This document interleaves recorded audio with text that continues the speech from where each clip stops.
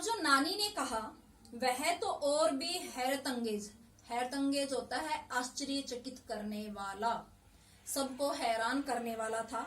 उन्होंने कहा वचन दीजिए। किसे कहा? प्यारेलाल शर्मा से, कि मुझे वचन दीजिए कि मेरी लड़की के लिए वर दुल्हा आप ही तय करेंगे, आप ही ढूंढेंगे, कि मेरी लड़की का रिश्ता जो है आप ही करेंगे, उसके लिए दुल्हा आप ही ढूंढेंगे।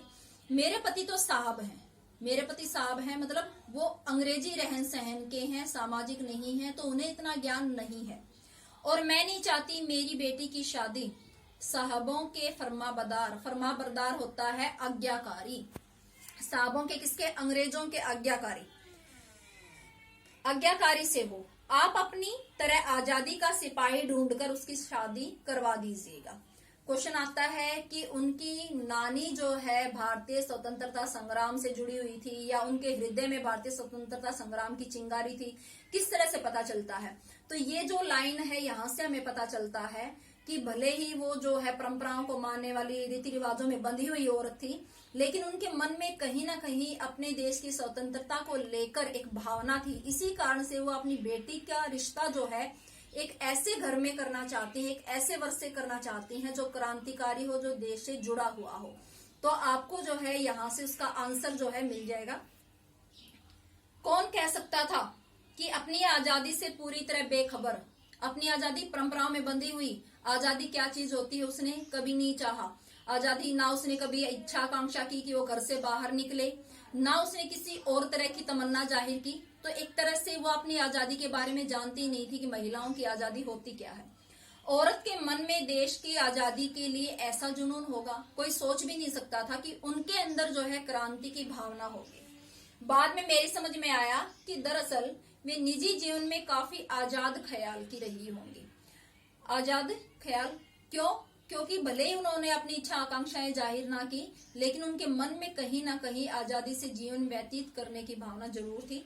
तो लेखिका कहती है कि बाद में समझ में आया, ठीक है, उन्होंने नाना की जिंदगी में कोई दखल नहीं दिया, न उसमें साझेदारी की, पर अपनी जिंदगी को अपने ढंग से जीती रही। उनका जीवन जो था वो अपने ढंग से जिया, चाहे वो उसने घर की चार दीवारी के अंदर जिया, पारंपरिक, घरेलू, उबाऊ, बोर करने वाला और खामोश जिंदगी जीने में। आज के हिसाब से क्रांतिकारी चाहे कुछ न रहा हो, दूसरों की तरह जीने के लिए मजबूर न होने में असली आजादी कुछ ज्यादा ही थी, क्योंकि उनके ऊपर घर में किसी तरह की बंदिश, किसी तरह का दबाव नहीं था। उनके नाना भी जो है उनके जीवन में किसी तरह का दखल नहीं देते थे, चाहे वो जो है अपने आसपास के माहौल को देखते हुए स्वयं वो जीवन जीती थी, किसी की बंदिशों के कारण नहीं। हम जो है खुद जो भी जीवन जीते हैं, चाहे हम परंपराओं में बंधा हुआ ही जीवन जीते हैं, लेकिन अगर हम उससे खुश हैं तो वो हमारे ऊपर किसी तरह का दबाव नहीं है। लेकिन जब दूसरे हमारे ऊपर दबाव डालते हैं तो हमें लगता है कि ये हमारी आजादी में दखल है, हम अपने हिसाब से जीवन जी रहे हैं। तो वो चाहे परंपराओं में बंधा हुआ हो, चाहे रीति रिवाजों से जकड़ा हुआ हो, वो जो है हमारी अपनी जो है सोच है, हम अपने तरीके से उस जीवन को जी रहे हैं। तो वो जो है किसी और के गुलाम बनकर हम उस जीवन को नहीं जी रहे।